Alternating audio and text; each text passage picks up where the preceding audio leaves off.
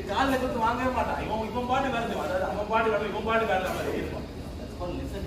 அதான் ரெண்டு காது நல்லா கேளுன்றான். Listening. Okay got it? Next. What is that? கால்ல வந்து டயர்ட் ஆயிடும். ஆரம்பிச்சு எந்த வரல அந்த இருக்கு வேலை செய்யணும். Okay next skill.